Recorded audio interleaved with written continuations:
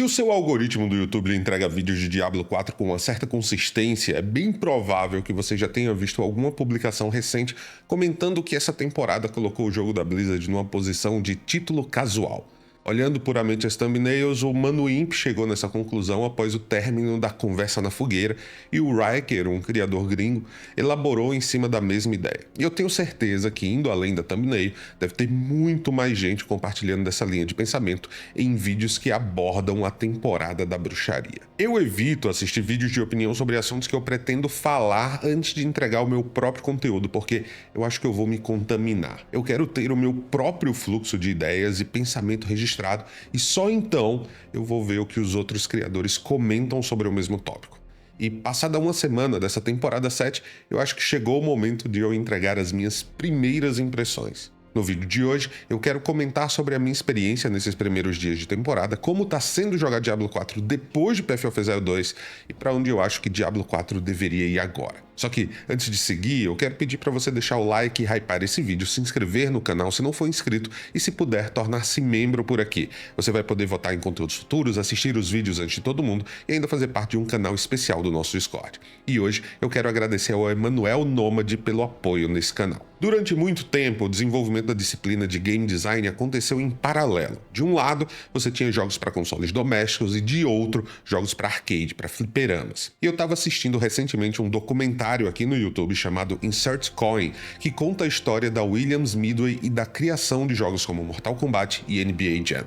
Durante o vídeo, fica claro como os jogos de fliperama eram criados tendo em mente o seu modelo de negócio. Era importante, por exemplo, fazer os jogadores perderem as fichas contra chefes em vez de inimigos comuns, para os jogadores sentirem que só perderam porque era um desafio relevante e não um adversário qualquer. Além disso, havia uma ideia clara de que cada moeda ou cada ficha, deveria entregar um tempo muito consistente de gameplay, entre outros detalhes. A disciplina de design de jogos domésticos herdou características dos fliperamas e as subverteu em algumas situações de lá para cá. Enquanto na época dos arcades um jogo mais difícil significava um jogo mais rentável para a desenvolvedora, já que eram necessárias mais fichas para terminá-lo, nos jogos domésticos um jogo mais difícil significa, na realidade, um jogo com maior vida útil nas mãos dos jogadores, já que a dificuldade é um fator que aumenta, ainda que artificialmente, a duração do jogo. Era por ter que tentar várias vezes até eventualmente zerar um título que a percepção de valor existia, já que a comparação do jogador comum era com quanto ele gastaria em moedas para alcançar o mesmo feito. E levando em consideração que a disciplina de design é relativamente nova, com pouco mais de 50 anos, muitas filosofias de game design daquela época ainda estão fortemente presentes nos jogos que saem hoje em dia. E dito isso, eu não quero tratar Diablo 4 como um jogo que segue por um caminho de ser fácil ou difícil. Eu vou até evitar esse julgamento do gênero daqui adiante, porque uma percepção que eu tive enquanto estava jogando Path of Exile 2 é que, nesse segmento como um todo, a dificuldade não só é muito facilmente suprimida por quanto tempo você está disposto a entregar antes de ir até determinado desafio, como principalmente pelas escolhas que você fez no caminho. E esses últimos meses me mostraram que jogos como Diablo 4 e PoE 2 não são exatamente sobre superar dificuldades, e sim sobre superar desafios. E tem uma diferença. A diferença é que a noção de dificuldade de um mesmo desafio pode ser muito distinta entre dois jogadores.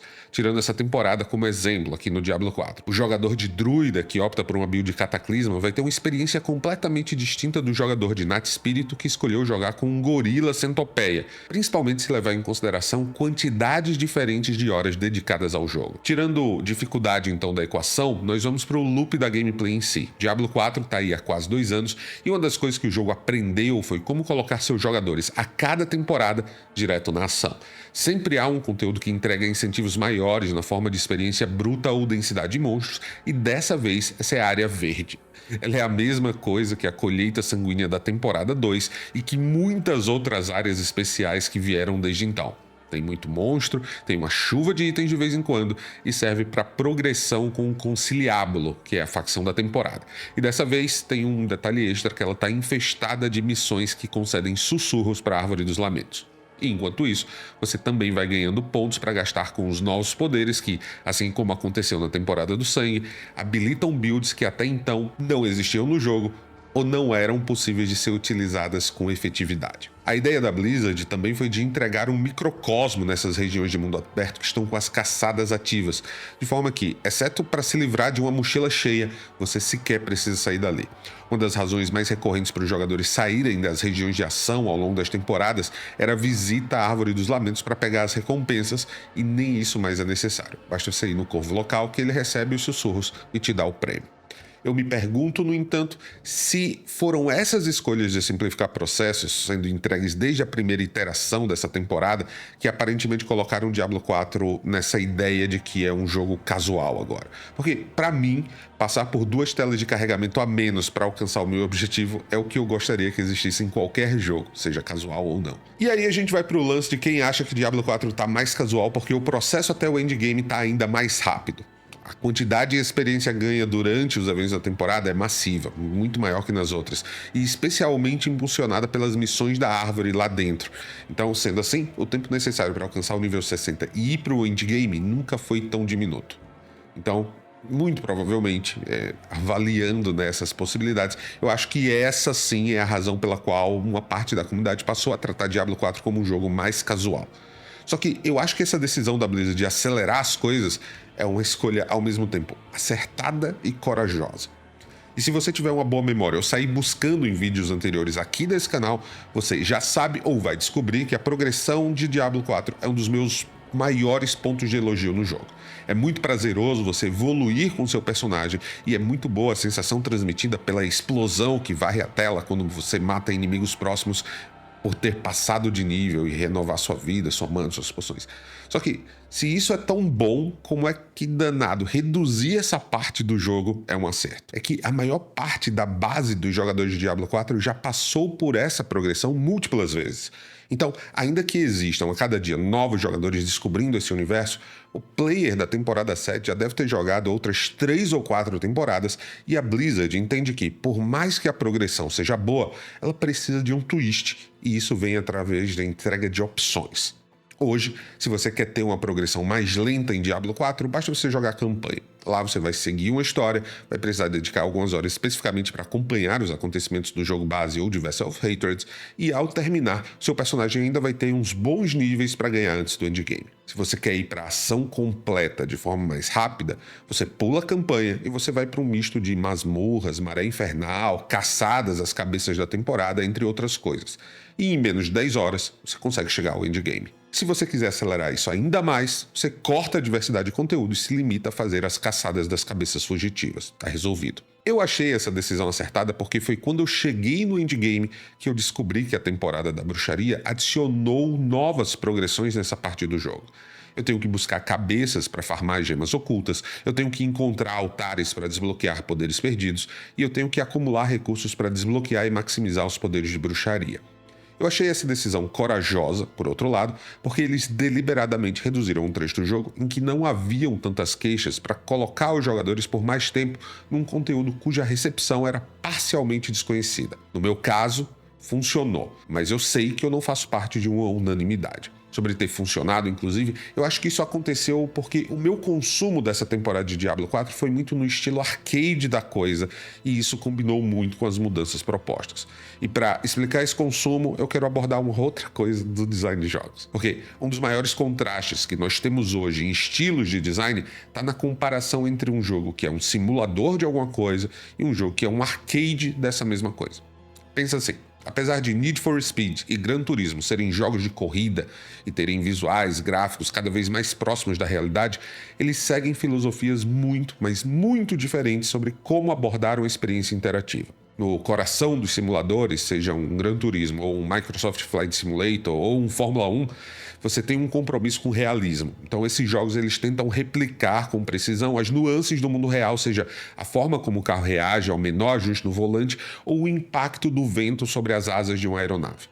A meta principal aqui é você ter uma imersão autêntica. Então, esses títulos atraem jogadores que desejam entender os detalhes mais técnicos de uma disciplina e se conectar com uma representação quase tangível do que seria vivenciar aquilo na vida real.